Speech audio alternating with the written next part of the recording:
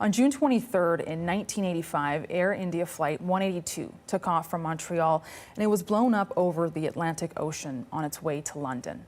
All 329 people on board were killed. 280 were Canadians traveling to India. That flight disappeared from the radar off the coast of Ireland after a bomb exploded on the airplane. And 40 years later, families continue to mourn and reflect and mark its tragic legacy. The RCMP say this investigation remains one of the largest and most complex in Canadian history that exposed major gaps in intelligence sharing and how victims' families were supported. When it comes to the questions of what led up to it, well, Crown lawyers alleged during the court proceedings that the bombing was a terrorist attack against state-owned Air India as an act of revenge by BC-based Sikh extremists against the Indian government for ordering the army to raid Sikhism's holiest shrine, the Golden Temple in Amritsar, in June 1984. Two BC men, Ajay Singh Bagri and Ripudaman Singh Malik, were acquitted of murder and conspiracy charges in those two bombings.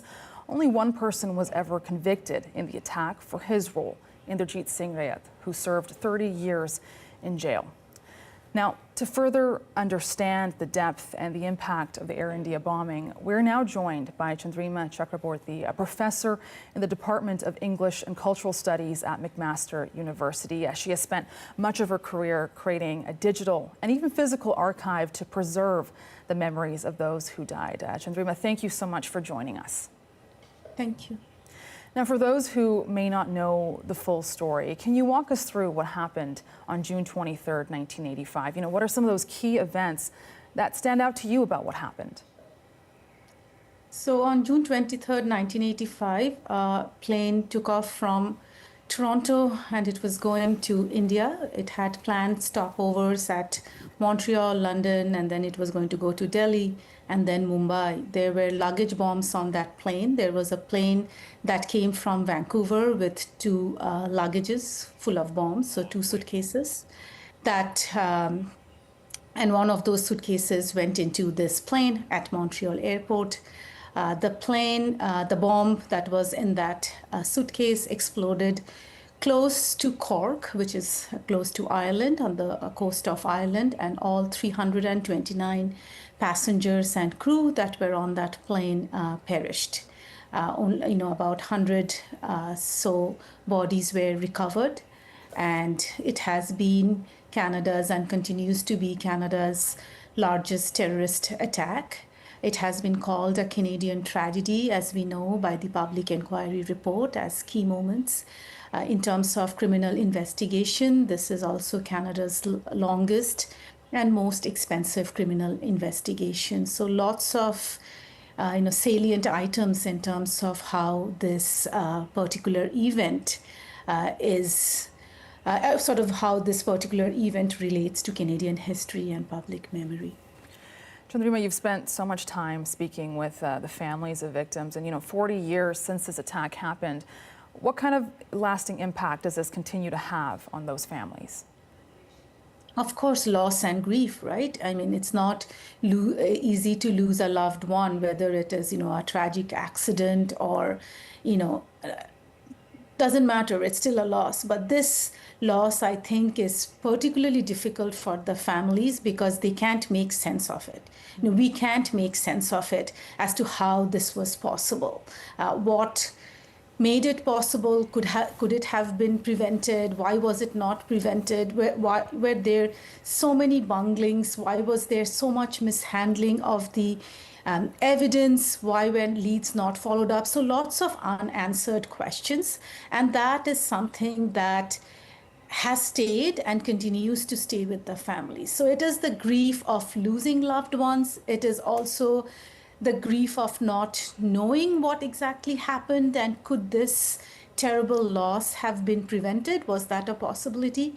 And furthermore, I think the non-recognition. So the non-recognition of those lives lost as a loss for Canada and as a loss of Canada. There was complete non-recognition of this tragedy as a Canadian tragedy. Soon after, it was considered a foreign tragedy. And since then, this tragedy has not claimed its rightful space in Canadian history, in our public consciousness, in our public memory. And that is the lasting and continuing and persistent grief of the Air India families. And well, just through your work, you've worked to address that. You've worked on establishing an archive. And tell us a little bit about that. What have you been working to preserve? So we're trying to preserve the memories, the experiences, the stories of families. So this is a memory archive that is being created through donations from family members and critical witnesses like, first responders, press reporters, politicians who have, followed this tragedy from day one and have stayed with and beside the families in their moment of grief and many moments of grief rather.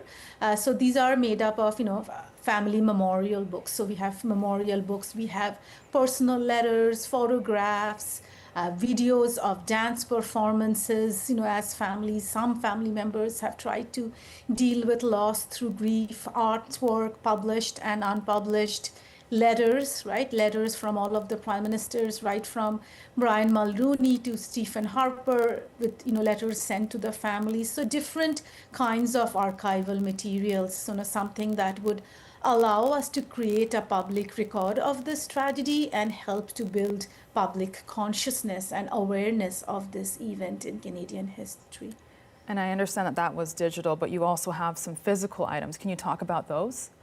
Yeah, so we have also, I started as digital, but then some family members, without me asking, started sending me physical materials. So for example, pilots' badges.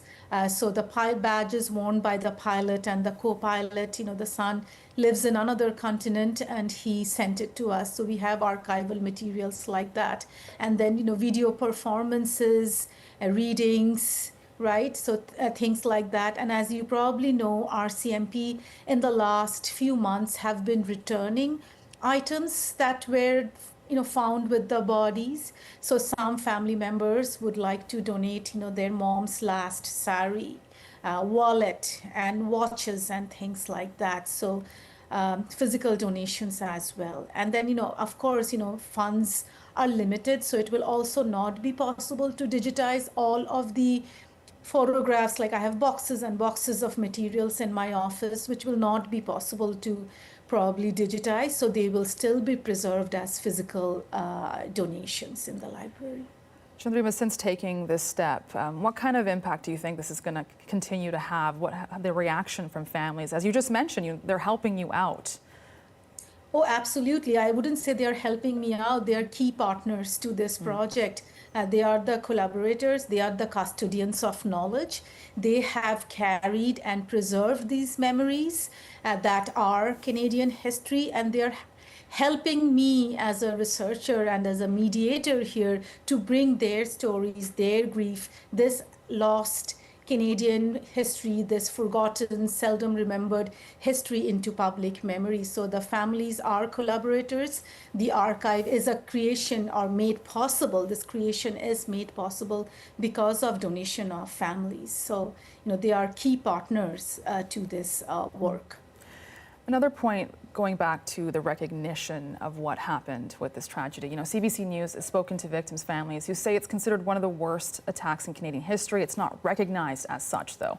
And you've connected with these families. And what more can you tell us about why this sentiment exists? I think the initial dismissal of the tragedy as a foreign tragedy played a key role in this. So right after Air India Flight 182 crashed near the coast of Ireland, the immediate response of the Canadian government of the time was, this is a foreign tragedy. This has got nothing to do with us. These are immigrants from India bringing their animosities, their fights to our country. And we are somehow, so the Canada is somehow a victim of this foreign politics. It's got nothing to do with us. Let's not forget that bomb was made in Canada. That bomb was put in a suitcase in Canada. That bomb was put in a plane in Canada. And most of those who died on that plane were Canadians.